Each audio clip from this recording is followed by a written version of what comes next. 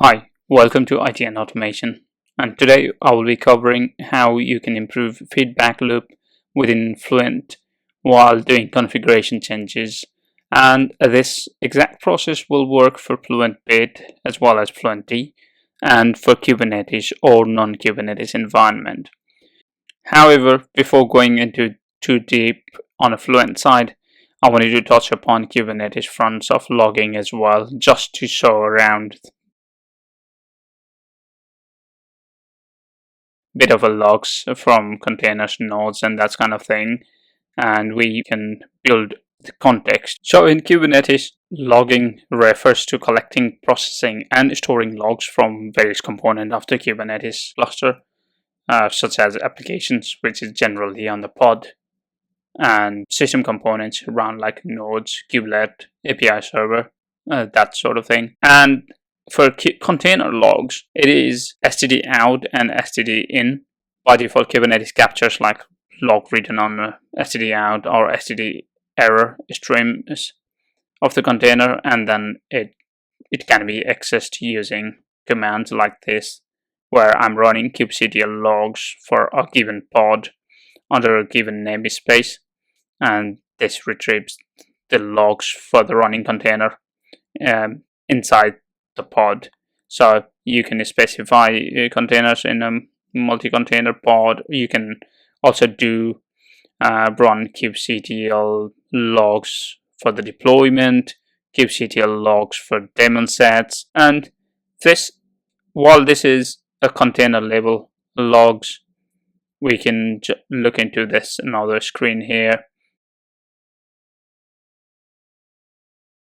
and look for a node level logs. Even for the container logs, these logs are written inside var log containers represented by container IDs or pod hashes. So this is here in the node itself. You can see the logs written inside here. And so normally what we do is with the tools like Fluent, we zip these logs skips I and zips it into your desired sync. So here I will open fluentbit.conf configuration file, and this is how this configuration would look like. Service +1, that is to flush the queue quickly. Log level debug, just to show and print things here. Parser file is etc parser.conf, that's where we'll put the parser. Input is how your logs will come in. We'll use the tail, which is pretty much to read like the tail itself in a Linux command, if that makes familiar, if that gives a familiar view. So this all is well documented here. This is the plugin that we are going to use for input, which is tail. Tail input allows to monitor one or several text files, and exactly that, right? Similar behavior like tail -f in cell command. So it has a bunch of options, but we will not use a lot. These are the dead minimum options here. We're using Fluent Bit logs test log. That's our test log. We will parse it as a Docker, and we will read from the head. And we will output to the std out, just so that we can see things there. So yes, and there are a bunch of other outputs as well here.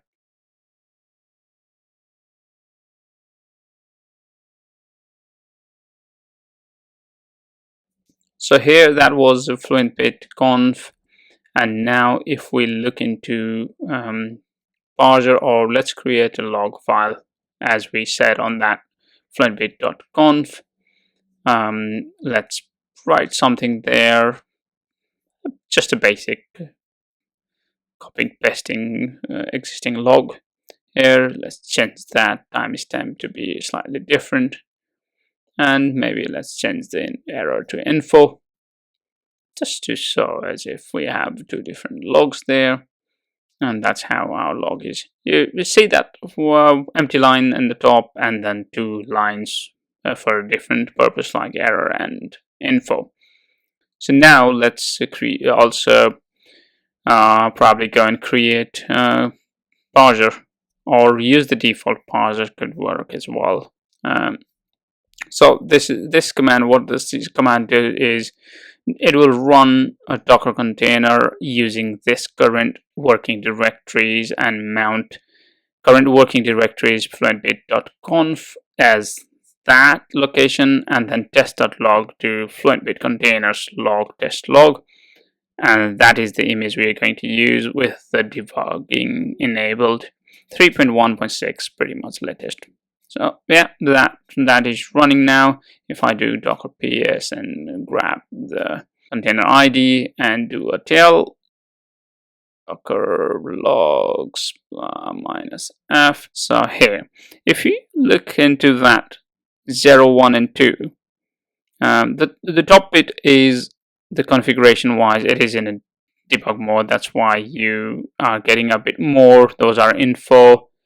That information says what kind of input and filters, but this is what we are mainly looking at here in terms of parsing the logs. So first line, that is an empty line there, as you saw on the echo that we piped an empty string there, and then the second line was error log and then info. What we could do is we could parse it the way we like, using various parsers, right? We could write our own regex based or custom parser, and we could have manipulated that log in a different way. So here, let me go and inject some additional log and see that log coming in. Change the timestamp there. And okay, as soon as it dumped, it said, okay, I've got a new thing I node there. I notify triggers it, and then you have that new log there. Update that and make it something else. It constantly reconciles it or constantly looks into it, and then now again another one came in, which is tail plugin. It is indicated by tail.zero and the log there, and it flushes out, and we could use different type of inputs, parsers, and that is the basic of how you could use Fluent bit in a local environment. You can exactly do the same for FluentD as well. What I will do is, in the next one, I'll come with different kind of parser with the different rule sets, where we will see parsing multi-line logs and so on. For now, that's it. See you soon.